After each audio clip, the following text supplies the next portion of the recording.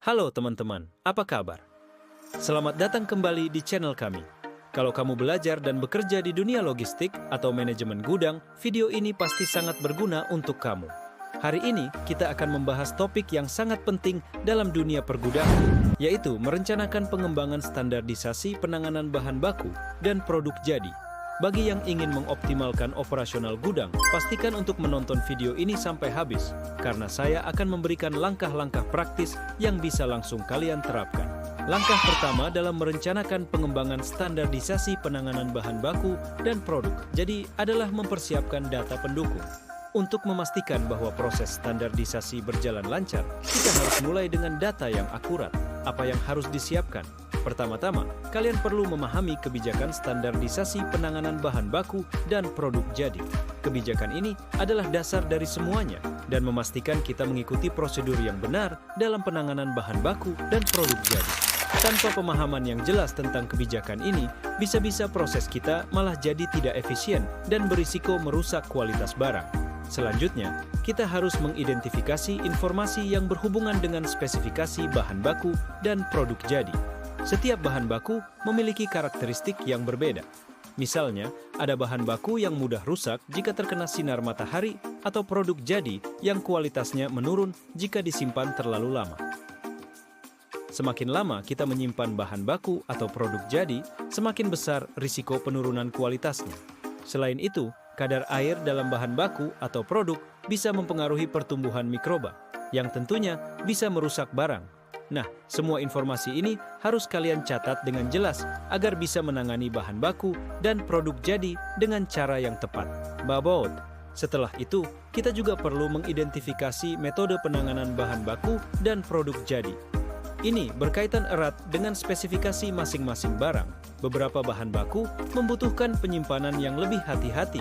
Ada yang memerlukan suhu tertentu saat produksi, dan ada juga produk yang harus dikemas dengan cara khusus agar tidak rusak. Semua metode ini harus disesuaikan dengan karakteristik bahan baku dan produk jadi untuk memastikan kualitasnya tetap terjaga. Setelah kita mempersiapkan semua data pendukung ini, langkah berikutnya adalah membuat usulan standarisasi penanganan bahan baku dan produk jadi.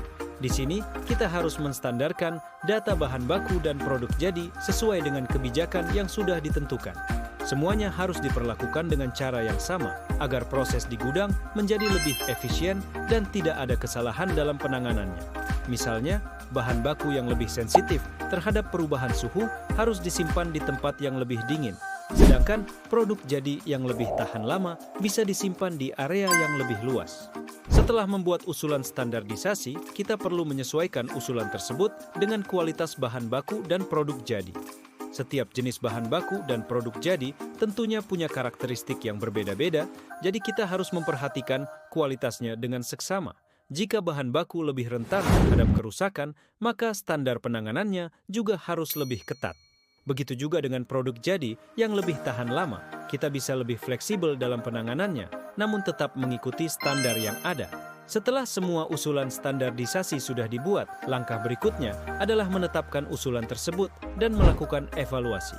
Evaluasi ini sangat penting untuk memastikan apakah prosedur yang kita buat sudah tepat atau perlu dilakukan perbaikan.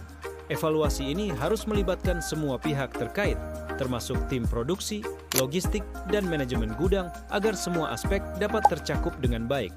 Jika setelah evaluasi ada bagian yang perlu diperbaiki, kita harus segera memperbaiki usulan standarisasi agar lebih efektif dan efisien.